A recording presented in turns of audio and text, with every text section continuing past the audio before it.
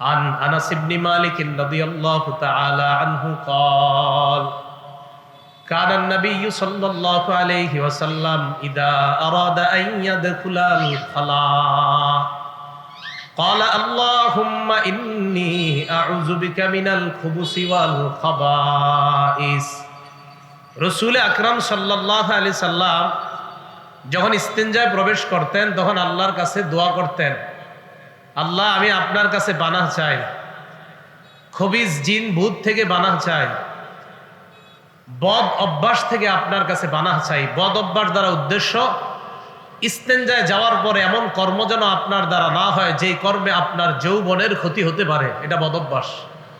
এটা কি অভ্যাস? হ্যাঁ, বদ অভ্যাস। রসুল আকরাম সাল্লাল্লাহু আলাইহি সাল্লাম ইস্তেঞ্জায় যাওয়ার আগে আল্লাহর কাছে এই দোয়াটা করতেন, আল্লাহ আমি আপনার কাছে পানাহ চাই, খন্নাস জিন থেকে, খারাপ জিন ভূত থেকে পানাহ চাই, বদ অভ্যাস থেকে আপনার কাছে পানাহ চাই। এই দোয়া পরে ইস্তেঞ্জায় প্রবেশ করলে আশা করা যায় আল্লাহ সমস্ত প্রকার বালা মুসিবত থেকে হেফাজত করবেন।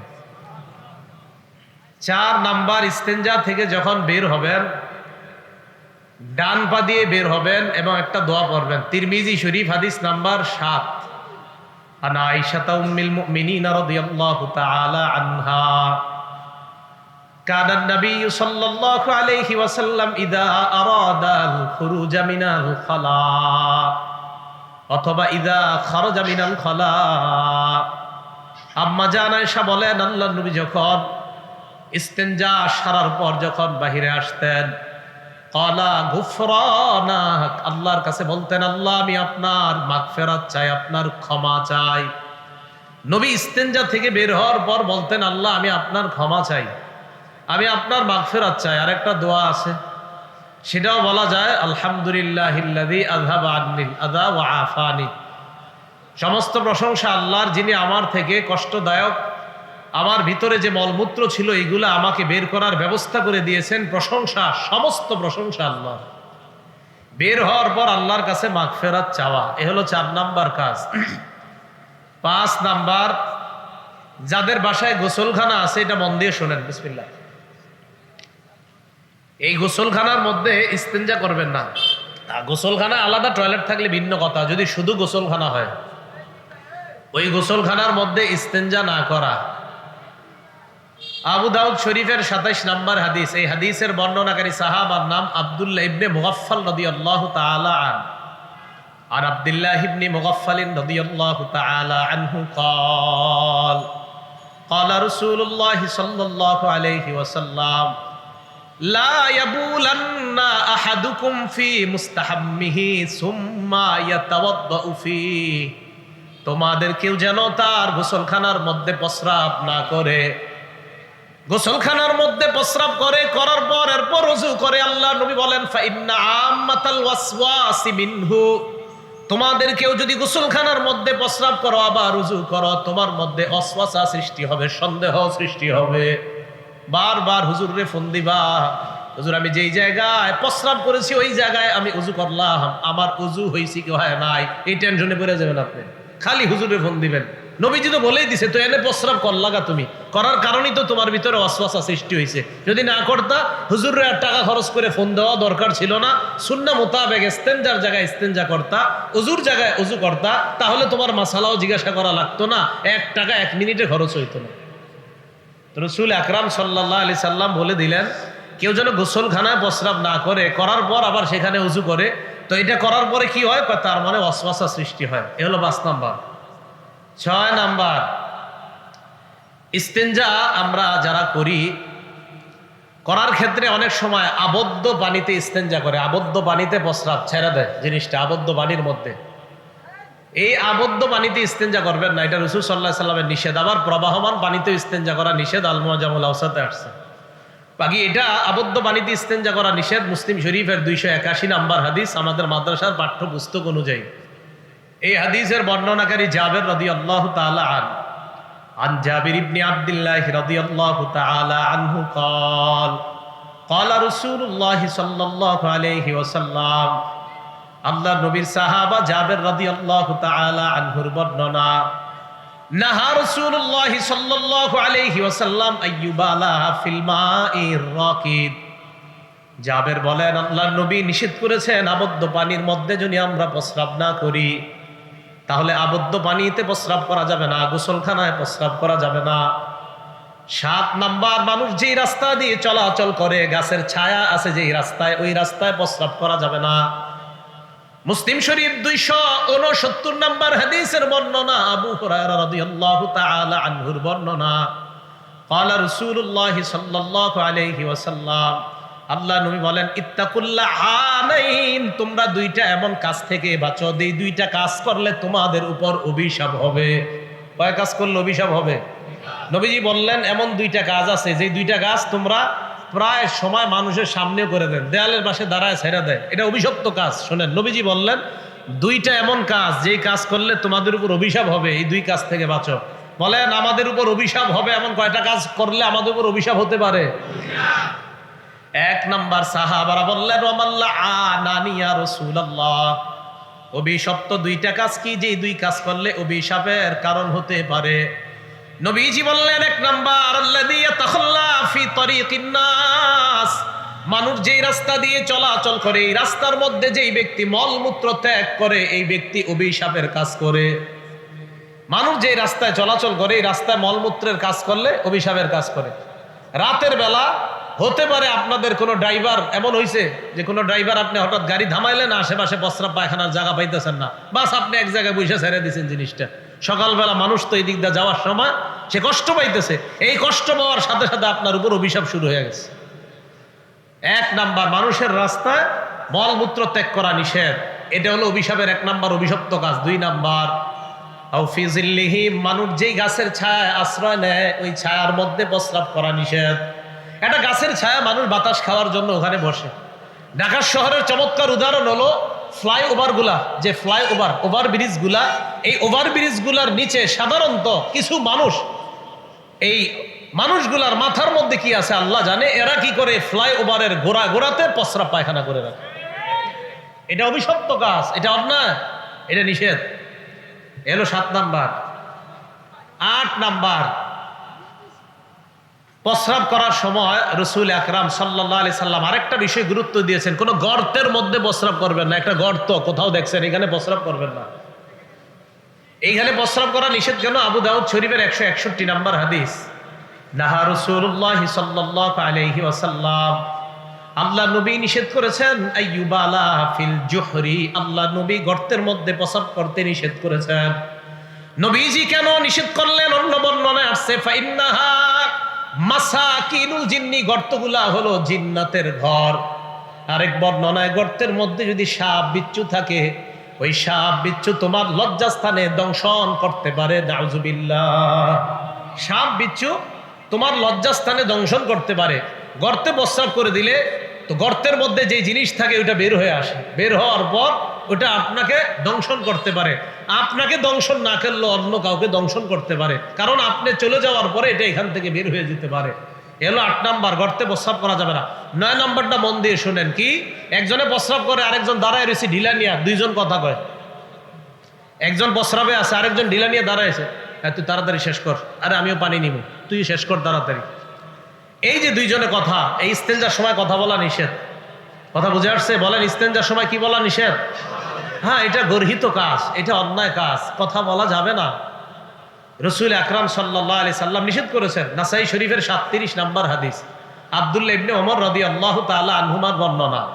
আর আব্দুল্লাহ ইবনে ওমর রাদিয়াল্লাহু তাআলা আনহুমা قال, আব্দুল্লাহ ইবনে ওমর রাদিয়াল্লাহু তাআলা আনহুমার বর্ণনা, মাররা রাজুলুন আলান নবী সাল্লাল্লাহু আলাইহি ওয়াসাল্লাম ওয়া হুয়া ইয়াবুল, আল্লাহ নবীর পাশ দিয়ে এক ব্যক্তি অতিক্রম করলেন। আল্লাহ নবী তখন প্রস্রাব করতেছিলেন। এই মাসালার ভালো করে শুনেন, নবীজি প্রস্রাব করতেছে, আর নবী প্রস্রাব করতেছে শব্দটা এভাবে না বইলা, আমাদের নবীজি ছোট ইস্তেঞ্জা করতেছে। নবীজি ছোট ইস্তেঞ্জা করতেছে, যেটা আমরা প্রস্রাব বলি, আমরা যেটাকে প্রস্রাব বলি। রাসূল আকরাম সাল্লাল্লাহু আলাইহি সাল্লাম ছোট ইস্তেঞ্জা সারছিলেন, যেটাকে আমরা প্রস্রাব বলি। আমাদের শানে ঠিক আছে প্রস্রাব শব্দগুলো, সমস্যা নাই। রাসূল আকরাম সাল্লাল্লাহু আলাইহি সাল্লামের পাশ দিয়ে একজন অতিক্রম করলেন। করার সময় ফাসাল্লামা আলা নবী সাল্লাল্লাহু আলাইহি ওয়াসাল্লাম, নবীজি সালাম দিছে, আসসালামু আলাইকুম। কি করছে? সালাম দিছে। ফালাম ইয়ারুদ্দা আলাইহিস সালাম, আল্লাহ নবী তার সালামের জবাব দেয় নাই। নবীজি সালামের মাসালাটা মনে থাকবে নি? না, থাকে না আপনাদের। তাহলে রাসূল আকরাম সাল্লাল্লাহু আলাইহি সাল্লামকে ইস্তেনজারত অবস্থায় সালাম দিয়েছেন, বলেন নবীজি কি সালামের জবাব নিয়েছেন? তাহলে যে কোনো সময় সালাম দেওয়া বা সালামের জবাব নেওয়া কি জায়েজ আছে? তাহলে যেই কোনো সময় সালাম দিবে আর সালামের জবাব নিবে, এই কথা ঢালাও ভাবে বলা যাবে না, এটা ঠিক না। কথা মনে থাকবে তো সবার? তো রাসূল আকরাম সাল্লাল্লাহু আলাইহি সাল্লামকে সালাম দিলেন, নবীজি সাল্লাল্লাহু আলাইহি সাল্লাম সালামের জবাব দেন নাই। আর একটা হাদিস শোনেন, আবু দাউদ শরীফের 15 নম্বর হাদিস। এই হাদিসের বর্ণনাকারী আবু সাঈদ রাদিয়াল্লাহু তাআলা আন, তিনি বলেন, সামিয়াতুন নাবিয়্য সাল্লাল্লাহু আলাইহি ওয়াসাল্লাম ইয়াকুল, এটা মন দিয়ে শোনেন। দেশ গ্রামে আমি দেখছি অনেকে করে, ঢাকা করেন কিনা জানি না। নবীজি বলেন, লা ইয়াখরুজুর রাজুলান ইয়াদরিবানিল গায়িতা, দুই ব্যক্তি বের হয়েছে মল মূত্র ত্যাগ করার জন্য, একজন এক পাশে বসছে আরেকজন আরেক পাশে, অথবা ঢাকা শহর একজন এক প্রস্রাবখানায় আরেকজন আরেকটায়, অথবা দুই টয়লেটের মধ্যে একজনে একটাতে আরেকজনে আরেকটাতে বসছে, দুইজনে দুইটায়। বসার পর নবীজি বলেন, রহুমা ইয়াকশিফান, আরেক বর্ণনায় কাশিফাইনি আন আওরাতাইহিমা, দুজনেরই তো লজ্জাস্থানে কাপড় নাই, দুইজন দুই জায়গায় আছে কিন্তু লজ্জাস্থানে কাপড় নাই, উপর দিয়ে খোলা আছে। কিরে কি খবর? এই পাশ থেকে জবাব দেয়, হ্যাঁ ঠিকঠাক চলতেছে। নবীজি বলেন, ইয়াতাহাদ্দাসান, এই দুইজন যদি কথা বলে, ফাইন্নাল্লাহা ইয়ামকুতু আলা যালিকা, এই দুইজনের উপর আল্লাহ অসন্তুষ্ট হয়ে যায়, নাউযুবিল্লাহ। তাহলে কথা বলা যাবে না। বলেন ইস্তেনজারত অবস্থায় কি বলা যাবে না? কথা বলা যাবে না। আল্লাহ আমাদেরকে কথাগুলো মনে রাখার তৌফিক দান করেন। এগুলো 9 নাম্বার। 10 নাম্বার, প্রস্রাবের ছিটা ফোঁটা থেকে খুব সতর্কতার সাথে বাঁচতে হবে। প্রস্রাবের ছিটা ফোঁটা থেকে সতর্কতার সাথে বাঁচতে হবে। এই জন্য তো টিস্যু ব্যবহার ইত্যাদির জোর দেয় উলামায়ে কেরাম। ইবনে মাজাহ হাদিস নাম্বার 282 নাম্বার হাদিস, এই হাদিসের মধ্যে আসছে। আর মসজিদগুলার প্রস্রাবখানাগুলাও এমনভাবে তৈরি করা যেন প্রস্রাব করার পর মুসল্লি যারা ইস্তেঞ্জা সারবে তাদের উপর ছিটা আসা, অথবা পানি ছাড়ার পর এমন সিস্টেম করা যেই পানির কারণে পানি ওই প্রস্রাবে লেগে প্রস্রাবের ছিটা আমার গায়ে না আসে, এমনভাবেই তৈরি করা, এবং বাসা বাড়িতে এমন করা। তবে কষ্টের বিষয়, অনেক জায়গায় আপনার এটা হয়ে যায়, পানি পড়ার পর ওই না বাকিটা শরীরে এসে যাচ্ছে। এটা কিন্তু সতর্ক থাকা, মসজিদের দায়িত্বশীল যারা, এটা সবাই সতর্ক থাকা। রাসূল আকরাম সাল্লাল্লাহু আলাইহি সাল্লাম কি ভয়ঙ্কর কথা বলেছেন দেখেন। মানে নবীজির কথা ভয়ঙ্কর না, বাকি এই কাজ যারা করে তাদের এই আমলটা কতটা ভয়ঙ্কর এটা দেখেন। ইবনে মাজাহ 282 নাম্বার হাদিস, মাররা রাসূলুল্লাহ সাল্লাল্লাহু আলাইহি ওয়াসাল্লাম বিকবরাইনি জাদীদাইন, নবী দুইটা নতুন কবরের পাশ দিয়ে অতিক্রম করলেন। এটা ইবনে মাজাহর বর্ণনা। অন্য বর্ণনা আসছে, মাররা রাসূলুল্লাহ সাল্লাল্লাহু আলাইহি ওয়াসাল্লাম আলাল কবরাইন, নবী দুই কবরের পাশ দিয়ে গেলেন। যাওয়ার সময় আল্লাহ নবী বললেন, ইন্নাহুমা লা ইউআযাবান, এই দুই কবরের মধ্যে যারা আছে তাদেরকে আযাব দেওয়া হচ্ছে, তাদেরকে শাস্তি দেওয়া হচ্ছে।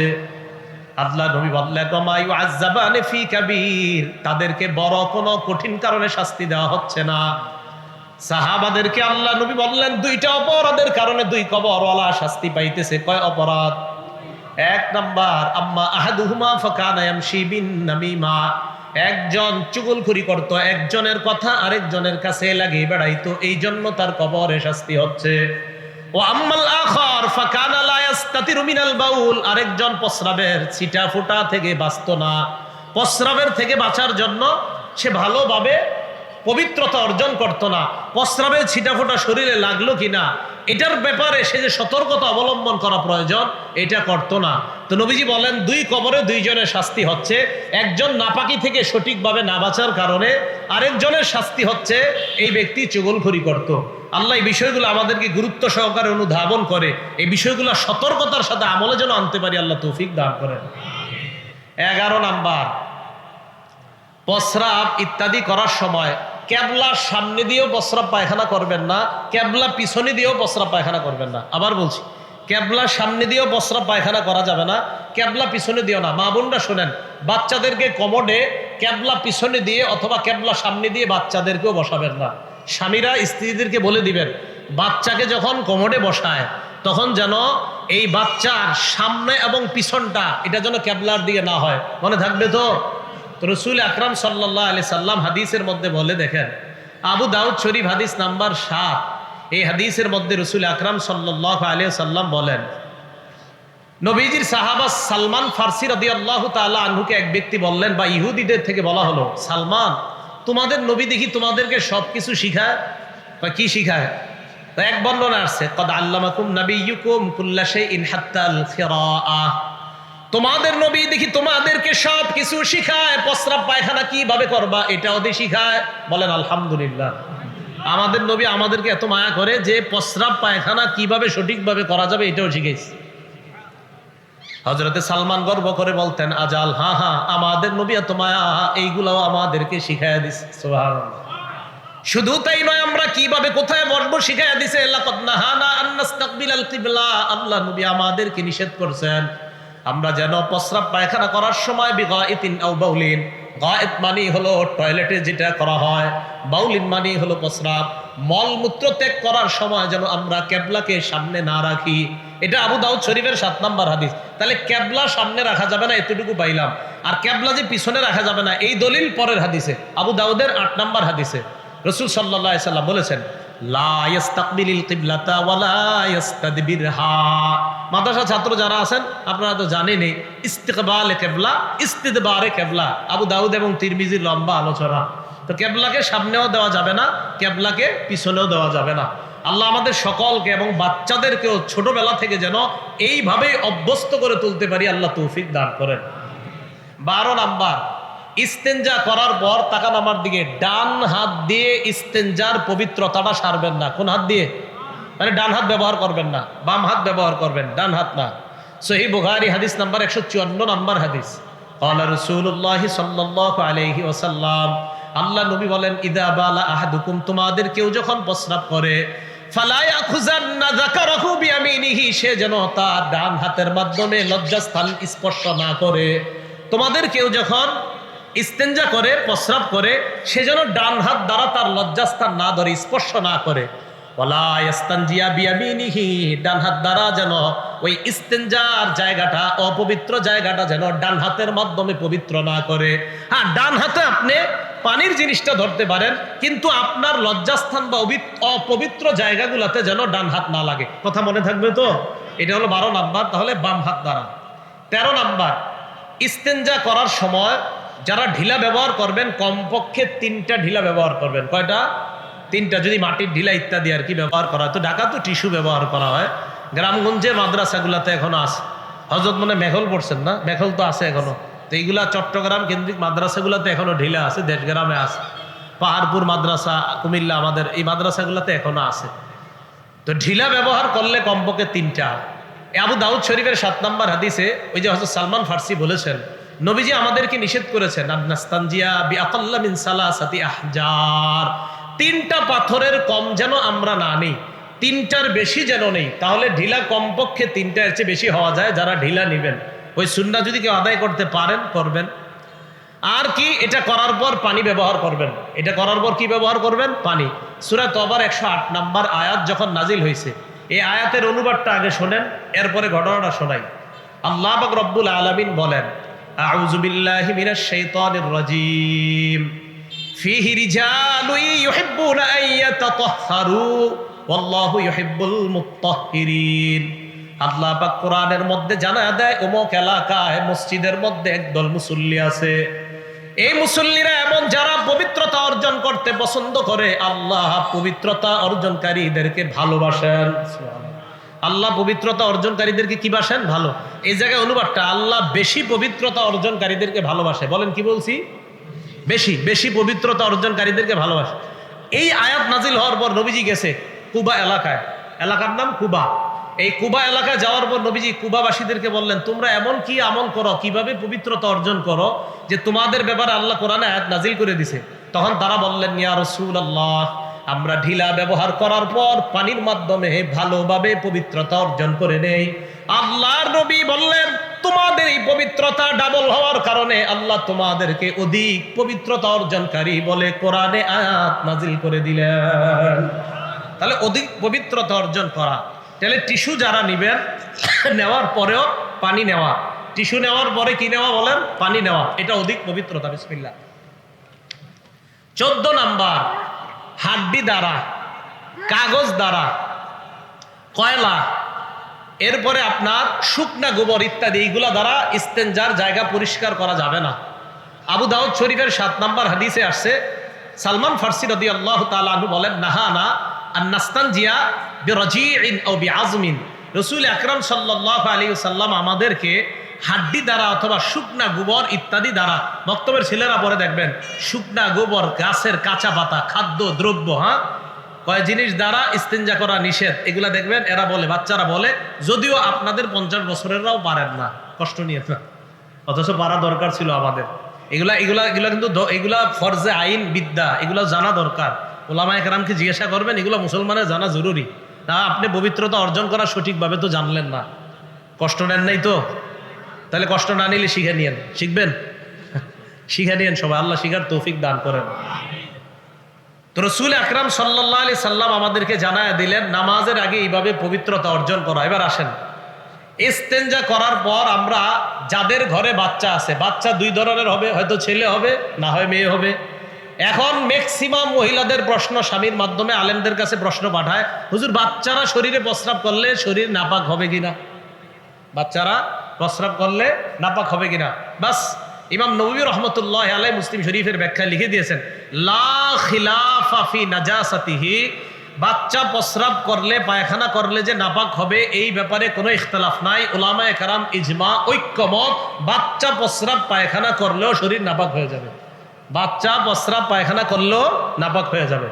হ্যাঁ, একটু ছাড় আছে, এমন ছেলে যদি, বাচ্চাটা যদি ছেলে হয় তাহলে তার ওই প্রস্রাব, বাচ্চা যদি ছেলে বাচ্চা প্রস্রাব করে শরীরে, তাহলে এটা মোটামুটি হালকাভাবে পানি দিয়ে পবিত্রতা অর্জন করে নিলে চলবে।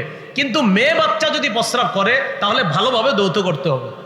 আমি আবার বলছি, ছেলে শিশু যদি প্রস্রাব করে হালকাভাবে ধুয়ে নিলে হবে। মেয়েরা যদি, মেয়ে কন্যা আর কি যারা, তারা যদি প্রস্রাব করে তাহলে এটা ভালোভাবে ধুইতে হবে। আপনারা কিন্তু আবার ফোনে কেউ আমার মাসালা জিজ্ঞেস করেন না, আমার নামের শুরু যদিও মুফতি, কিন্তু মাসালা দেওয়ার মতো মুফতি আমি না। তো যাই হোক, এতটুকু মনে রাখেন যে বাচ্চা যদি ছেলে হয়, তো ছেলে বাচ্চা যদি প্রস্রাব করে তাহলে হালকাভাবে ধুয়ে নিলে হবে, আমি দলিল দিচ্ছি। আর যদি মেয়ে বাচ্চা প্রস্রাব করে তাহলে আপনার ভালোভাবে ধৌত করতে হবে। তহাবি শরীফের বর্ণনা, আলী ইবনে আবি তালেব রাদিয়াল্লাহু তাআলা আনহু বর্ণনা, রাসূল আকরাম সাল্লাল্লাহু আলাইহি সাল্লাম স্পষ্ট বলে দিয়েছেন কি, ইউগসালু বাউলুল জারিয়া, ইউগসালু বাউলুল জারিয়া, মেয়ে বাচ্চার প্রস্রাবকে ভালোভাবে ধৌত করতে হবে। ওয়ায়ুনদাহু বাউলুল গুলাম, আর ছেলে বাচ্চার প্রস্রাবকে মোটামুটি হালকাভাবে ধুয়ে নিলেই হবে। তাহলে মেয়ে বাচ্চার প্রস্রাব ভালোভাবে ধুইতে হবে, আর ছেলে বাচ্চার প্রস্রাবটা হালকা ধুয়ে নেবে। আর মুসলিম শরীফের দলিল দেন আম্মা জান আয়েশা সিদ্দিকা রাদিয়াল্লাহু তাআলা আনহার বর্ণনা, থাক লাগবে না। আম্মা জান আয়েশা সিদ্দিকা রাদিয়াল্লাহু তাআলা আনহা বলেন, উতিয়ান নবী সাল্লাল্লাহু আলাইহি ওয়াসাল্লাম বিসাবিয়িন ইয়ারদা। আম্মা জান আয়েশা বলেন, আল্লাহ নবীর কাছে একটা শিশুর বাচ্চা আনা হলো, দুধের বাচ্চা। এই শিশুকে আল্লাহ নবীর কোলে দেওয়া হয়, শিশুটা ছিল ছেলে শিশু। আল্লাহ নবীর কোলে দেওয়ার পর বালা ফি হাজরিহি, আল্লাহ নবীর কোলে প্রস্রাব করে দিছে। আল্লাহ নবীর কোলে প্রস্রাব করে দিছে, ছেড়ে দিছে বাচ্চাটারে। তো নবীজি দেখে নবীজির কোলে প্রস্রাব করে দিছে। ফাদা বিমাইন, আল্লাহ নবী পানি আনাইলেন, আনার পর ফাসাব্বা আলাই, হালকাভাবে নবী ওই জায়গায় পানি এইভাবে আপনার ইয়া করে দিলেন, পানি ঢেলে দিলেন, ঢেলে হালকাভাবে ধুয়ে নিলেন। ওই যে বললাম, ছেলে শিশুর প্রস্রাব হালকাভাবে ধোয়াটাই যথেষ্ট। মেয়ে শিশুর প্রস্রাব এটা ভালোভাবে ধুতে হবে। মনে থাকবে না কথাটা ইনশাআল্লাহ? তাহলে ছেলে হোক মেয়ে হোক, এদের প্রস্রাব পায়খানা অপবিত্র, বাস এটা হলো মাসালা, প্রথম কথা। দ্বিতীয় কথা, ছেলে বাচ্চার প্রস্রাব যদি হয় এটা হালকাভাবে ধৌত করলে, মোটামুটিভাবে ধৌত করলে যথেষ্ট হবে। আর মেয়ে বাচ্চার প্রস্রাবটা ভালোভাবে ধৌত হবে। হ্যাঁ, এরপরে যদি কারোর মধ্যে অস্বস্থার সন্দেহ থাকে, না হুজুর আমি দুটোটাই ভালোভাবে ধুইব, সমস্যা নেই, তো আপনি ধুন, সমস্যা নেই। ছেলেরটাও আপনি আরো ভালোভাবে, যেভাবে মেয়েরটা ভালোভাবে ধোয়ার কথা বলা হয়েছে, তো ছেলেরটা এইভাবে ধৌত করেন, কোনো সমস্যা নেই। আল্লাহ আমাদের সকলকে ঘরে বাইরে পবিত্রতা অর্জন করে নামাজের পূর্ববর্তী শর্তগুলা যেন আমরা পালন করতে পারি, আল্লাহ তৌফিক দান করেন। কে পবিত্রতা অর্জন ছাড়া নামাজ হবে না, এই ব্যাপারে 3টা হাদিস শুনি।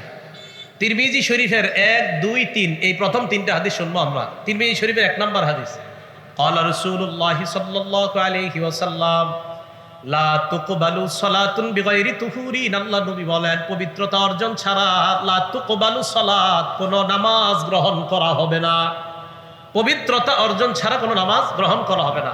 হাদিস নাম্বার 2, এটা একটু মন দিয়ে শোনেন 2 নাম্বার হাদিসটা। কেন?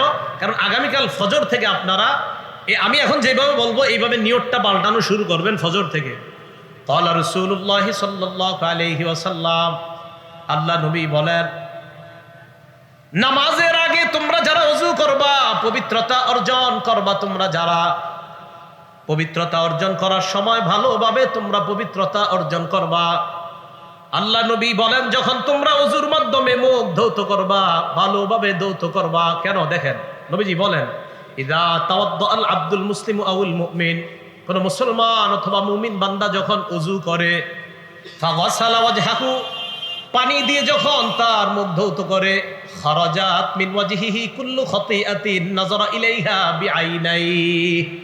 নবীজি বলেন কোন মুসলমান যখন ওযু করে, ওযুর পানি যখন চেহারার মধ্যে দেয়, তখন এই নজরের মাধ্যমে যেই গুনাহগুলা করছে ওই পানির সাথে মাআল মাই আও মা আখিরি কতরিল মা, পানির সাথে অথবা পানির শেষ ফোঁটার সাথে তার এই গুনাহগুলা ঝরে যায়, পড়ে যায়। তাহলে আগামীকাল যখন ওযুটা করব আমরা ফজর থেকে, চেহারায় পানিটা দেওয়ার সময় মাথায় রাখবো, মনে মনে রাখবো যে আল্লাহ আমি তো চোখ দিয়ে কত গুনাহ করি। আল্লাহ মাবুদ, হাদিসে পড়ছি আপনার নবী বলছেন যে মুখ ধৌত করলে শেষ ফোঁটার সাথে চোখের গুনাহগুলা ঝরে পড়ে যায়। আল্লাহ আমি মুখে পানি দিচ্ছি, মাবুদ আমার এই পানি দেওয়ার সাথে সাথে এই পানির সাথে যেন আমার চোখের গুনাহগুলা ঝরে পড়ে যায়। মনে থাকবেন ইনশাআল্লাহ। এ হলো মুখে পানি দিলাম। এরপরে কয় ওয়াইদা গাসালা ইয়াদাইহি, এরপরে যখন হাত ধৌত করবেন আপনি, আল্লাহ নবী বলেন হাত ধৌত করার পর খরাজাত কুল্লু খাতিআতিন মিন ইয়াদাইহি বাতাশাতহা ইয়াদা, হাতের মাধ্যমে যত গুনাহ করছে পানির সাথে হাতের গুনাহগুলা ঝরে পড়ে যায়। এই হাদিস থেকে বোঝা যায় পায়ের গুনাহ আর যত অঙ্গ প্রত্যঙ্গগুলো আছে ধৌত করবেন, তো এই পানির ফোঁটার সাথে আপনার গুনাহগুলা ঝরে পড়ার এই ব্যবস্থা আল্লাহ পাকের পক্ষ থেকে করা হয়। 3 নাম্বার হাদিস, রাসূল আকরাম সাল্লাল্লাহু আলাইহি ওয়াসাল্লাম পবিত্রতা অর্জন ছাড়া আমাদের যে সালাত হবে না। বাকি প্রথম 1, 2, 3 এই 3টা হাদিসের মধ্যে বলছেন যে পবিত্রতা অর্জন এটা হলো নামাজের শর্ত। তো 3য় হাদিসের মধ্যে নবীজি বলেন তিরমিজি শরীফের মিফতাহুস সালাতি আত-তুহুর, নামাজের চাবি হলো পবিত্রতা, পবিত্রতা অর্জন ছাড়া নামাজ খোলা যায় না। এবার চলেন আমরা নামাজে প্রবেশ করব। নামাজে প্রবেশ করার আগে যদি গোসল ফরজ না থাকে তাহলে ওযু করা। ওযুর ফরজ কয়টা বলেন তো? 4টা। সূরা মাইদার 6 নাম্বার আয়াতে আল্লাহ পাক রব্বুল আলামিন বলেন ইয়া আইয়ুহাল্লাযীনা আমানু ইযা কুমতুম ইলাস সালাহ, হে ঈমানদারগণ তোমরা যখন নামাজে দাঁড়ানোর ইচ্ছা করো, ফাগসিলু ওয়ুজুহাকুম, তোমরা তোমাদের চেহারা ধৌত করো, ওয়া আইদিয়াকুম ইলাল মারাফিক, তোমরা তোমাদের হাতগুলা কনুই পর্যন্ত ধৌত করো, ওয়ামসাহু বিরুউসিকুম, 3 নাম্বার মাথা মাসহ করো, 4 নাম্বার আরজুলাকুম ইলাল কাবাইন, পাগুলা টাকনু পর্যন্ত পা ধৌত করো। এ হলো ওযুর 4 ফরজ। হাত ধৌত করা, মুখ ধৌত করা, মাথা মাসহ করা আর পা এটা ভালোভাবে ধৌত করা যদি ওযু ফরজ হয় আপনার। আর যদি গোসল ফরজ হয় আপনার উপরে, ভালো করে মনে রাখবেন, যদি গোসল ফরজ হয় আপনার উপরে তো গোসলের 3টা ফরজ। 1 নাম্বার ভালোভাবে কুলি করা, 2 নাম্বার নাকের নরম জায়গা পর্যন্ত পানি পৌঁছায় দেওয়া, 3 নাম্বার সমস্ত শরীরে পানি পৌঁছায় দেওয়া। রাসূল আকরাম সাল্লাল্লাহু আলাইহি সাল্লাম বলেন মান তারাকা মাউদিআ, মান তারাকা মাউদিআ, নবীজি সাল্লাল্লাহু আলাইহি সাল্লাম বলেন শরীরের সামান্য অংশ যদি কারো শুকানো থাকে, পানি যদি না পৌঁছে, ইচ্ছাকৃতভাবে যদি এমন হয় যে তোমার শরীরে একটু অংশে তোমার অসতর্কতার কারণে গোসলে ওই অংশে পানি যদি না পৌঁছে, নবীজি সাল্লাল্লাহু আলাইহি সাল্লাম বলেন তাহলে তাকে জাহান্নামের আগুনের মধ্যে কাজা ওয়া কাজা ওই শাস্তি দেওয়া হবে। মানে নবীজি সাল্লাল্লাহু আলাইহি সাল্লাম সাবধান বাণী আমাদেরকে দিয়েছেন। তাহলে গোসলের সময় মাথায় রাখা, ভালোভাবে কুলি করা, নাকের নরম জায়গা পর্যন্ত পানি পৌঁছায় দেওয়া, সমস্ত শরীরে পানি পৌঁছায় দেওয়া। কোনো কারণে কুলি করতে আপনি ভুলে গেলেন, নাকে পানি দিলেন আর সমস্ত শরীরে পানি দিলেন, কুলি করতে আর মনে নাই, তখন গোসল করার পরে এক গ্লাস পানি খেয়ে নেবেন, হয়ে যাবে। কি খেয়ে নেবেন? মানে বড়ার সাথে পানি খেয়ে নেবেন, হয়ে যাবে। অথবা পানি মুখে দিয়ে করে কুলি করে ফেলায় দিবেন। বাকি শরীরের কোনো অংশ যেন আপনার শুষ্ক না থাকে। কথাগুলো মনে থাকবে না? এবার নামাজের মধ্যে আমরা যারা প্রবেশ করব, নামাজের বাহিরে কয় ফরজ? 7 ফরজ। নামাজের ভিতরে বাহিরে মোট কয় ফরজ? 13 ফরজ। বাহিরে কয় ফরজ? মানে এটি কি মক্তবের পড়া? এ কোরআন হাদিসে আছে। কে মক্তবে বলাবান করে কোরআন হাদিস থেকে পড়ানো হয়, খালি ওরা দলিলটা দেয় না। আপনারা মনে করেন মক্তবের পড়া কি আমরা পড়বো নাকি? দেখি আপনারা কোরআন হাদিসের এগুলো পড়ছেননি।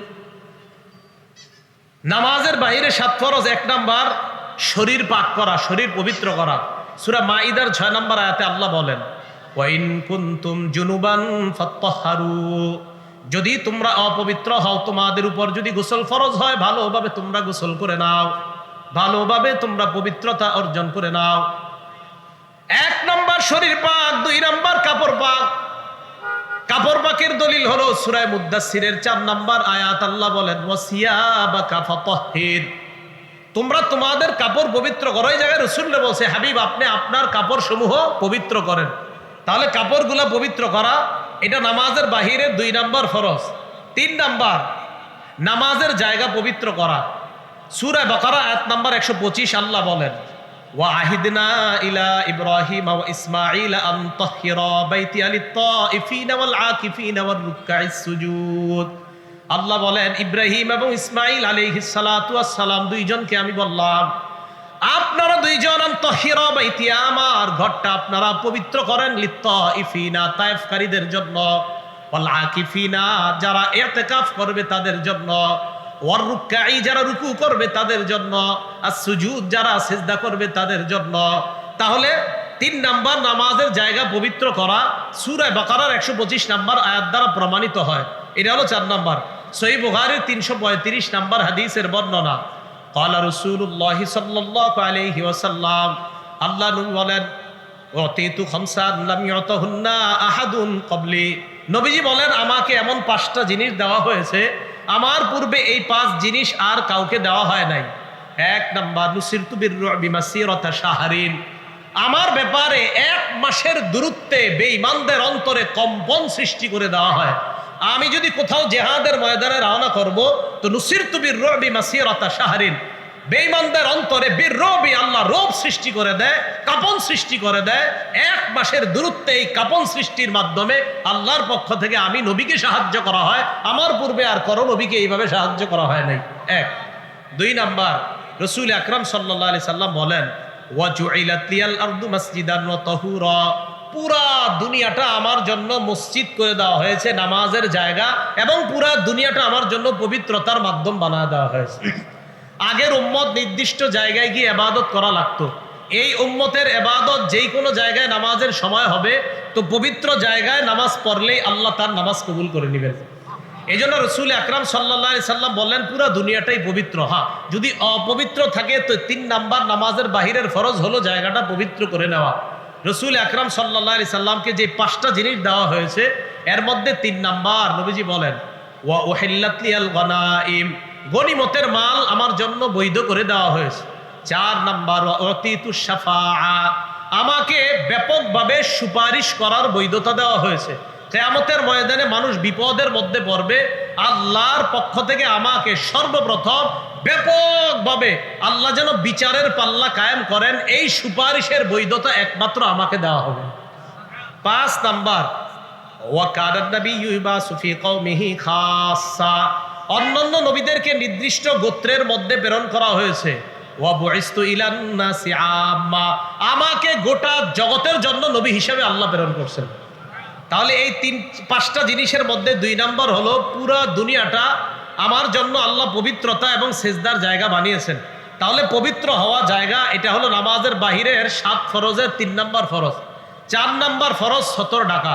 সূরা আরাফের 31 নাম্বার আয়াতে আল্লাহ বলেন, ইয়া বানি আদামা খুযু যিনাতাকুম ইনদা কুল্লি মসজিদ, হে আদম সন্তান, তোমরা নামাজের সময় তোমাদের পোশাক সাজসজ্জা অবলম্বন করো। মা বোনরা পা খোলা রাখতে পারবে সর্বোচ্চ, হাতের 2টা কবজি থেকে আপনার এই হাত খোলা রাখা, আর চেহারা মোটামুটি ভাবে, আর পুরা শরীরের অংশ সব ঢেকে রাখতে হবে মা বোনরা। আর পুরুষের জন্য নাভি থেকে হাঁটুর নিচ পর্যন্ত ঢেকে রাখতেই হবে। আর এছাড়া যে পোশাকগুলা দরকার, এই পোশাকগুলা ব্যবহার করা। এটা হলো আপনার 4 নাম্বার সতর ডাকা। 5 নাম্বার কেবলামুখী হওয়া। সূরা বাকারা 144 নাম্বার আয়াতে আল্লাহ বলেন, ফাওয়াল্লি ওয়াজহাকা শাতরাল মাসজিদিল হারাম, আপনি আপনার চেহারাটাকে কেবলার দিকে ফিরান। এটা হলো নামাজের বাহিরের 5 নাম্বার ফরজ। 6 নাম্বার ফরজ ওয়াক্ত মতো নামাজ পড়া। সূরা নিসার 103 নাম্বার আয়াতে আল্লাহ বলেন, ইন্নাস সালাতা কানাত আলাল মুমিনিনা কিতাবাম মাওকুতা, নিশ্চয়ই ঈমানদারদের উপর সময় মতো নামাজ ফরজ। এটা হলো 6 নাম্বার। 7 নাম্বার নিয়ত করা। বুখারী শরীফের 1 নাম্বার হাদিস, আল্লাহ রাসূল সাল্লাল্লাহু আলাইহি সাল্লাম বলেন, ইন্নামাল আমালু বিন্নিয়াত, সমস্ত আমলের প্রতিদান নির্ভর করে নিয়তের উপর। নাসাই শরীফের হাদিসের বর্ণনা, ক্বালা রাসূলুল্লাহ সাল্লাল্লাহু আলাইহি ওয়াসাল্লাম, ইন্নাল্লাহা লা ইয়াকবালু মিনাল আমাল ইল্লা মা কানা লাহু খালিসা, নিশ্চয় আল্লাহ কোনো আমল কবুল করে না যদি একনিষ্ঠভাবে আল্লাহর জন্য ওই আমলটা করা না হয়। আল্লাহ আমাদের সকলকে নামাজের বাহিরের যে এই 7 ফরজ, এই ফরজগুলো যেন আমরা যথাযথভাবে আদায় করে এরপর নামাজের ভিতরে আমরা ঢুকবো। আল্লাহ ওই বাহিরের 7টা ফরজ জেনে শুনে আমল করার তৌফিক দান করেন। তাহলে জায়গা পবিত্র হওয়া, পোশাক পবিত্র হওয়া, শরীর পবিত্র হওয়া, শরীরে নাপাকি না থাকা, কাপড়ে নাপাকি না থাকা, যেই জায়গায় সেজদা করব এই জায়গাগুলোতে নাপাকি না থাকা, এই বিষয়গুলা গুরুত্ব দেওয়া। নামাজের ভিতরে 6 ফরজ। 1 নাম্বার তাকবীরে তাহরিমা বলে নামাজ শুরু করা। সূরা মুদ্দাসসিরের 3 নাম্বার আয়াত আল্লাহ বলেন, ওয়া রাব্বাকা ফাকাব্বির, আপনি আপনার রবের বরত্ব বর্ণনা করেন, আল্লাহু আকবারের মাধ্যমে নামাজ শুরু করেন। তিরমিজি শরীফের 3 নাম্বার হাদিস, ক্বালা রাসূলুল্লাহ সাল্লাল্লাহু আলাইহি ওয়াসাল্লাম, তাহরিমুহা আত-তাকবীর ওয়া তাহলিলুহা আত-তাসলিম, নামাজ শুরু করা হবে তাকবীরের মাধ্যমে।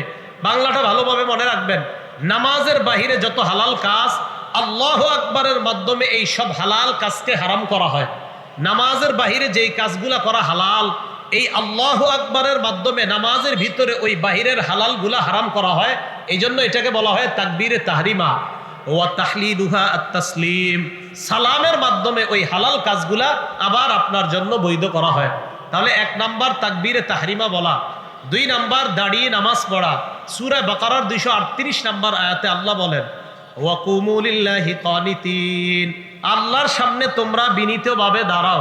সহিহ বুখারীর 1117 নাম্বার হাদিস, 1117 নাম্বার হাদিসের বর্ণনা, ইমরান ইবনে হুসাইন রাদিয়াল্লাহু তাআলা আনহুর বর্ণনা, তিনি বলেন, কানাত বি বাওয়াসির, আমার অর্শরোগ ছিল, অর্শরোগ। আমি নবীজির কাছে মাসালা জিজ্ঞাসা করলাম, যেহেতু আমার অর্শরোগ, সালতুন নবিয়্য সাল্লাল্লাহু আলাইহি ওয়াসাল্লাম আনিস সালাহ, আমি আল্লাহ নবীর কাছে জানতে চাইলাম, হুজুর আমার তো অর্শরোগ, আমি কিভাবে নামাজ পড়বো আমাকে বলেন। আল্লাহ নবী জবাব দিলেন, সল্লি কাইমা, তুমি দাঁড়িয়ে নামাজ পড়ো। 1 নাম্বার কিভাবে? দাঁড়িয়ে। ফাইল্লাম তাস্তাতি ফাকাইদা, যদি তুমি দাঁড়িয়ে নামাজ পড়তে না পারো তাহলে বসে পড়ো। ফাইল্লাম তাস্তাতি ফাআলা জামবিন, যদি বসে না পারো তাহলে শুয়ে নামাজ পড়ো। তাহলে দাঁড়িয়ে না পারলে বসে। তাহলে কারো যদি দাঁড়ানোর সক্ষমতা থাকে, উনি সারাদিন বাজার করে, সব ঠিক আছে, মসজিদে গিয়ে চেয়ারে বসে ভালোভাবে হাইটা হাইটা মসজিদে যায়, আমার সাথে কথা বলতেছে 10 মিনিট দাঁড়ায়, কোনো সমস্যা হয় না। ইমাম সাহেবের সাথে উনি 10 মিনিট দাঁড়ায় কথা বলছে, সমস্যা হয় না। এখন মসজিদে গিয়ে উনি বসে নামাজ পড়ে, এটা তো হলো না, ওনার তো দাঁড়ানোর সক্ষমতা আছে। তো এখন উনি বসে নামাজ পড়লে কিভাবে নামাজ হবে? উনি তো দাঁড়ায় তো 10 মিনিট কথা বললো কিভাবে? তা আল্লাহর সামনে তো 10 মিনিটও 1 রাকাতে, ইমাম সাহেব কি 1 রাকাতে 10 মিনিট দাঁড়ায় থাকে না? তো আপনি দাঁড়ায় সব কিছু পারেন, খালি নামাজে গেলে চেয়ারে বসা লাগে, বিষয়টা না। বসার মাসালা ওই ব্যক্তির জন্য যে দাঁড়াইতে না পারে। ভাই কথা মনে থাকবে? সহিহ বুখারী 1117 নাম্বার হাদিস, সহিহ বুখারী 1117 নাম্বার হাদিস। ইমরান ইবনে হুসাইন বলেন, কানাত বি বাওয়াসির, আমার অর্শরোগ ছিল। আমি রাসূল সাল্লাল্লাহু আলাইহি সাল্লামকে প্রশ্ন করলাম, নামাজ পড়বো কিভাবে? তো নবীজি বললেন, সল্লি কাইমান, দাঁড়িয়ে নামাজ পড়ো। তাহলে দাঁড়িয়ে মানে তুমি যদি দাঁড়াইতে সক্ষম হও তো দাঁড়িয়ে নামাজ পড়ো। ফাইল্লাম তাস্তাতি, যদি দাঁড়িয়ে নামাজ পড়তে সক্ষম না হও, ফাকাইদান, তাহলে বসে নামাজ পড়ো। ফাইল্লাম তাস্তাতি, যদি বসেও না পারো, ফাআলা জামবিন, তাহলে শুয়ে নামাজ পড়ো। তাহলে বলেন তো, দাঁড়ানোর সক্ষম ব্যক্তি বসে নামাজ পড়লে হবে না? দাঁড়ানো সক্ষম ব্যক্তি বসে পড়লে হবে না। এই কথাগুলো আমরা মনে রাখবো। বাজারে গিয়ে 1.5 ঘন্টা ঘুরে কিচ্ছু হয় না, উনি মসজিদে গেলে বসে যায়। এই বিষয়গুলো কেমন? এটা তো সঠিক হলো না আপনার। আল্লাহ আমাদেরকে বোঝার তৌফিক দান করেন। আরো আশ্চর্য লাগে, একজন, আপনি ইদানিং চেয়ার পাওয়া যায়, আপনার চেয়ার কেমন জানি ভাঙ্গা যায়, এটা এইভাবে নিয়ে যাওয়া যায় মসজিদে।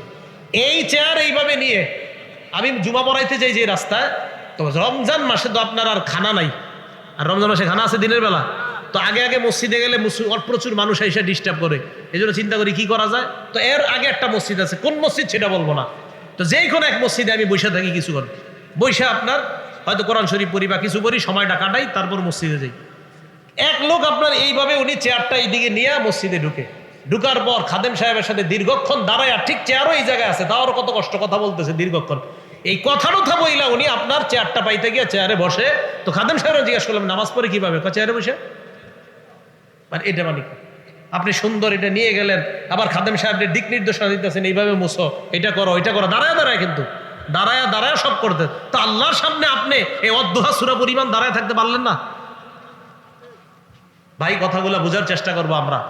আল্লাহ আমাদের সকলকে বুঝবার তৌফিক দান করেন। 1 নাম্বার তাকবীরে তাহরিমা, 2 নাম্বার দাঁড়িয়ে নামাজ পড়া, 3 নাম্বার কেরাত পড়া। সূরা মুজাম্মিল আয়াত নাম্বার 20 আল্লাহ বলেন ফাকরাউ মা তায়াসসারা মিনাল কুরআন, কোরআনের যে অংশ সহজ, যেখান থেকে সহজ সেখান থেকে তেলাওয়াত করো। 4 নাম্বার কেরাত পড়া, রুকু করা 4 নাম্বার, 5 নাম্বার সেজদা করা। 4 এবং 5 নাম্বারের দলিল সূরা হজের 77 নাম্বার আয়াত। আল্লাহ বলেন ইয়া আইয়ুহাল্লাযীনা আমানু রুকউ ওয়াসজুদু, হে ঈমানদারগণ তোমরা রুকু করো সেজদা করো। রুকুর দলিল পাইলাম 4 নাম্বার, সেজদার দলিল পাইলাম, এটা হলো 5 নাম্বার। 6 নাম্বার শেষ বৈঠক করা, মানে আত্তাহিয়াতু পড়তে যতক্ষণ লাগে ওই পরিমাণ সময় বসা। রাসূল আকরাম সাল্লাল্লাহু আলাইহি সাল্লাম আব্দুল্লাহ ইবনে মাসউদ রাদিয়াল্লাহু তাআলা আনহুর হাতটা এইভাবে ধরলেন। আবু দাউদ শরীফের 970 নাম্বার হাদিস। এইভাবে ধরার পর নবীজি তাকে অনেক কিছু শিখাইলেন। আল্লামাহুত তাশাহুদা, তাশাহুদ শিখাইলেন। এইভাবে তাশাহুদ শিখানোর পর নবীজি বললেন ইবনে মাসউদকে ফাইদা কারাতা, তুমি যখন এটা পড়বা, আও কযাইতা হাজা, তুমি যখন পড়বা অথবা এইভাবে এটা আদায় করবা, তুমি এই পরিমাণ আদায় করবা, তাম্মাস সালাতু, তোমার নামাজ আদায় হয়ে গেছে, পরিপূর্ণ হয়ে গেছে। ফাইন শিতা আন তাকুমা কুম, তোমার যদি মন চায় চলে যেতে চলে যাও। ওয়াইন শিতা আন তাকউদা ফাকুদ, আর মন চাইলে বসে থাকো। মানে আত্তাহিয়াতু পরিমাণ অন্তত এটা তো পড়তেই হবে। তো এই পরিমাণ শেষ বৈঠক করা এটা হলো ফরজ। তাহলে নামাজের ভিতরে কয় ফরজ? 6টা ফরজ। 1 নাম্বার তাকবীরে তাহরিমা বলা, 2 নাম্বার দাঁড়িয়ে। বলেন তো দাঁড়িয়ে মানে যেই ব্যক্তি দাঁড়াতে সক্ষম সে দাঁড়িয়েই নামাজ পড়তে হবে। বলেন যেই ব্যক্তি দাঁড়াতে সক্ষম উনি দাঁড়িয়েই নামাজ পড়তে হবে। আল্লাহ আমাদেরকে বুঝার তৌফিক দান করেন। এখন তো আপনি এই যে নামাজের নিয়ম জানলেন, কিন্তু নামাজটা আপনার কবুল হবে কিভাবে? আপনারা যেইভাবে নামাজ পড়েন এইভাবে কি কবুল হবে কিনা? কিন্তু রাসূল সাল্লাল্লাহু আলাইহি সাল্লাম দেখেন তো কি বলে, সহিহ বুখারী 757 757 নাম্বার হাদিস, 757 757। নবীজি সাল্লাল্লাহু আলাইহি সাল্লাম মসজিদে আসলেন, আসার পর বসে রইছে। এক ব্যক্তি মসজিদে আসছে, আসার পর নামাজে দাঁড়াইছে, আল্লাহু আকবার, নামাজ দাঁড়াইছে। নামাজ দাঁড়ানোর পর নামাজ পড়লেন, আল্লাহ নবী তার নামাজটা দেখলেন। এই হাদিস দ্বারা বোঝা যায় কোন ব্যক্তি যদি মসজিদে নামাজ পড়ে, ইমাম সাহেব যদি তার নামাজ দেখে এটা জায়েজ আছে।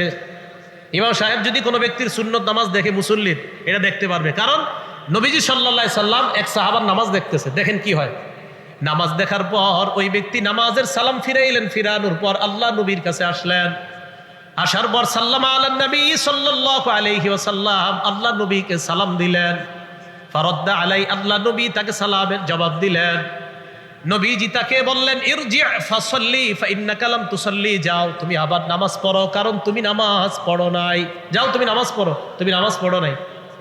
সাহাবা আবার গেছে, যাওয়ার পর ইউসাল্লি কামা কানা সাল্লা, আগে যেইভাবে নামাজ পড়ছে আবার ওইভাবে নামাজ পড়তে লাগলেন। নামাজের সালাম ফিরাইলেন, আবার আল্লাহ নবীর সামনে গিয়ে সালাম দিলেন। নবী সালামের জবাব দিয়ে বললেন ইরজি, আবার যাও, ফাসাল্লি, নামাজ পড়ো, ফাইন্নাকা লাম তুসাল্লি, তুমি নামাজ পড়ো নাই, যাও আবার নামাজ পড়ো। সাহাবা দ্বিতীয়বার নামাজ পড়লেন, এইভাবে 3 বার হয়ে যায়।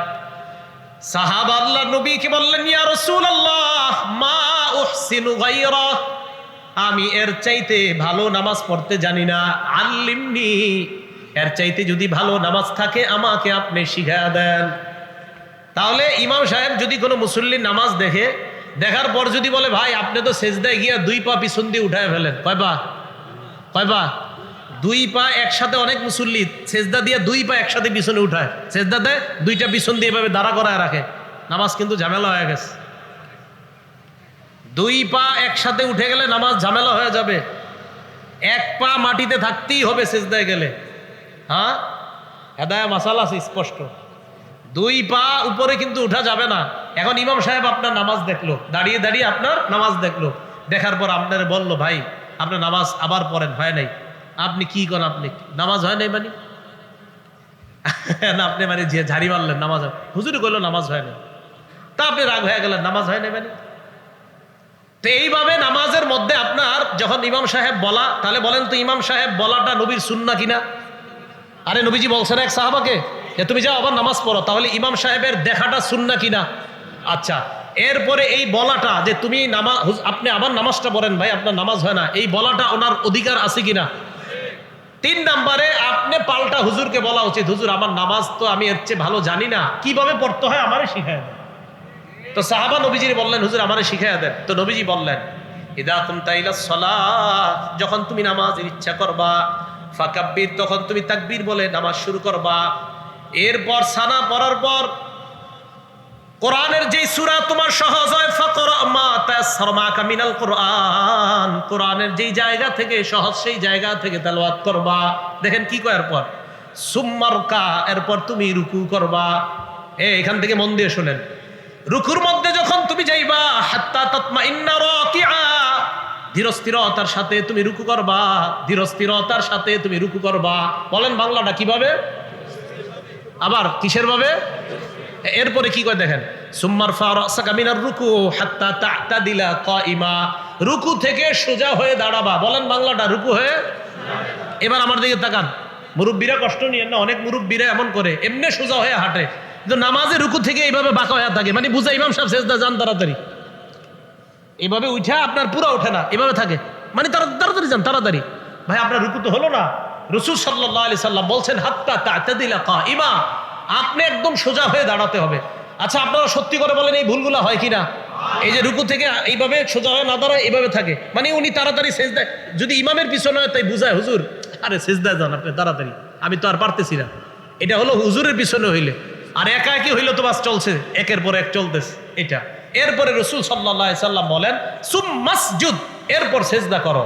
সেজদার মধ্যে তুমি এমন ভাবে সেজদা করবা হাত্তা তাতমাইন্না, যেন তুমি আশ্বস্ত হও, হ্যাঁ আমার সেজদাটা ধীরস্থিরতার সাথে হয়েছে। এরপর সেজদা থেকে 2 সেজদার মাঝখানে বসা। বলেন 2 সেজদার মাঝখানে, বলেন আমার সাথে, রব্বিগফিরলি, রব্বিগফিরলি।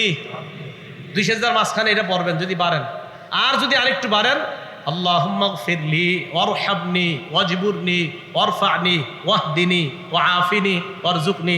দরকার নেই এত বড়টা, শুধু আল্লাহুম্মা গফিরলি, আল্লাহুম্মা গফিরলি বললে হবে, রব্বিগফিরলি আমাকে ক্ষমা করেন, রব্বিগফিরলি আমাকে ক্ষমা করেন। এখন দেখেন 2 সেজদার মাঝখান থেকে উঠছে, উঠার পর উনি সোজা হয়ে না বসে এইভাবে আছে, বাঁকা হয়ে আছে 2 সেজদার মাঝখানে। আর অনেকে কি করে আপনার 2 সেজদার মাঝখানে এইভাবে বসে কেন জানেন? ওই উনি যেভাবে বসার কথা, যে এক পা দাঁড় করাবে আর এক পা বিছিয়ে দিবে, এই দেখেন এভাবে তো থাকবে না, এইভাবে, মানে এই পাটা আমার দাঁড়ানো থাকবে, হ্যাঁ এই পা দাঁড়ানো থাকবে, এই পাটা বিছানো থাকবে। তো এখন ওটা এটা না বিছায় কি করে দোনোটার উপরে এইভাবে বসে, অর্থাৎ আপনার পায়ের 2 পায়ের গোড়ালির উপরে বসলে অটোমেটিক এইভাবে বাঁকা হয়ে থাকে, গোড়ালির বসে এমনি থাকে গোড়ালিতে বৈশা। তাহলে 2 সেজদার মাঝখানে যদি বাঁকা হয়ে থাকেন, উলামায়ে কেরামকে জিজ্ঞাসা করেন, আপনি কোনো ওজর ছাড়া 2 সেজদার মাঝখানে যখন বাঁকা হয়ে আসেন, তখন আপনি তো সেজদা পরিপূর্ণ হইল না একটা।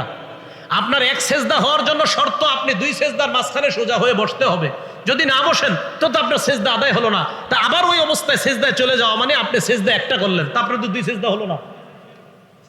কথা মনে হয় বুঝেন নাই? আপনি 2 সেজদার মাঝখানে সোজা হয়ে বসায় তো ওয়াজিব নামাজের। তাহলে ভাই মেহেরবানি করে এই ভুলগুলো আপনারা করেন না, 2 সেজদার মাঝখানে সোজা হয়ে বসা। নবীজি ওই সাহাবারে বললেন ইফআল যালিকা ফি সলাতিকা কুল্লিহা, আমি তোমারে 1 রাকাত শিখাইয়া দিলাম, তুমি তোমার পুরা নামাজে এইভাবেই আমল করবা। এটাকে বলা হবে খুশু খুজু ওয়ালা নামাজ। কি নামাজ বলেন তো? খুশু খুজু ওয়ালা নামাজ। এটা আল্লাহ বলছেন হাফিজু আলাস সালাওয়াত, নামাজের প্রতি যত্নবান হও। তাহলে দেখেন নামাজের প্রতি যত্নবান হওয়ার জন্য নামাজের বাহির থেকে আমরা কত দূর থেকে আসতে হয়। ইস্তেনজাগুলা সুন্নাহ মোতাবেক হওয়া, পবিত্রতা সুন্নাহ মোতাবেক হওয়া, নামাজের ফরজগুলাও যেন সুন্নাহ মোতাবেক আদায় করা যায়, নামাজের ভিতরের ফরজগুলাও সুন্নাহ মোতাবেক আদায় করা। এইভাবে রাসূল আকরাম সাল্লাল্লাহু আলাইহি সাল্লাম আমাদেরকে প্রত্যেকটা বিষয় এইভাবে যেন আমরা আদায় করতে পারি আমাদেরকে শিখিয়ে দিয়েছেন। আল্লাহ তৌফিক দান করেন। মন দিয়ে শোনেন কথাটা। আল্লাহু আকবার বলার পর দাঁড়ানো অবস্থায় 2 সেজদা যেখানে আপনি দিবেন, ওই সেজদার জায়গায় আপনার নজর থাকবে। বলেন আমরা যখন নামাজে দাঁড়াবো আমাদের নজর কোথায় থাকবে? নামাজ খুশু খুজু হওয়ার জন্য যে জায়গায় নজর থাকা দরকার, নজরগুলো যদি সেখান থেকে ছুটে যায়, নামাজের খুশু খুজু নষ্ট হয়ে যায়। আবার বলছি, নামাজের খুশু খুজু নষ্ট হয়ে যাওয়ার জন্য এটাও দায়ী, যেই জায়গায় আপনার নামাজে নজর থাকা দরকার সেখানে নজর না রেখে যদি অন্য কোথাও নজরটা নিয়ে নেন, এই নামাজের খুশু খুজুটা নষ্ট হওয়ার জন্য আপনার নজর এদিক সেদিক করাটা দায়ী হয়ে যাবে। বলেন, দাঁড়ানো অবস্থায় নজর কোথায় থাকবে? সেজদা দেওয়ার জায়গায়। সেজদা যখন আপনি দিবেন, সেজদা রুকু অবস্থায় দুই পায়ের মাঝখানে, সেজদা যখন দিবেন নাকের এই যে মাথাটা দেখেন, মাথা সেজদা যখন দিবেন, এই নাকের মাথা বরাবর যখন আপনার দুই চোখটা থাকবে, আপনারা দেখবেন এত খুশু খুশু হয়। এখনই দেখেন এই নাকটা এইভাবে দিয়ে দেখেন, নাকের এখানে দিলে কেমন যেন একটা আশ্চর্য কেমন জানি দেখা যায়। এই যে নাকে তাকান, কেমন জানি মনে হচ্ছে, মনে হয় আপনি দুনিয়াতে নেই, অন্য কোথাও চলে যাবেন। নাকে তাকান আপনি, তাহলে সেজদায় গিয়ে আপনার নাকের জায়গাটা নজরটা থাকবে। এরপরে আপনি যখন বসবেন, কোলে নজর। এবার আমি বলবো, আপনারা বলবেন বাকিটা। বলেন, দাঁড়ানো অবস্থায় কোথায়? রুকু অবস্থায়, সেজদা অবস্থায়, বসা অবস্থায়, কোলে। নামাজে যেই জায়গায় নজরগুলা থাকা দরকার, এই হলো 4টা নজরের কথা বললাম। বলেন, দাঁড়ানো অবস্থায় সেজদার স্থানে, রুকু অবস্থায় ওই মাঝখানে, এরপরে সেজদা অবস্থায় নাকের, বসা অবস্থায় কোলে, 5 নাম্বার নজর। সালাম ফিরানো অবস্থায় দুই কাপ, এ হলো 5টা নজর। মুসলমানের নামাজের মধ্যে যেই 5 জায়গায় নজর দেওয়া দরকার, এই নজর যদি 5 জায়গায় ছাড়া অন্য জায়গায় যায়, নামাজের খুশি খুশি নষ্ট হয়ে যাবে।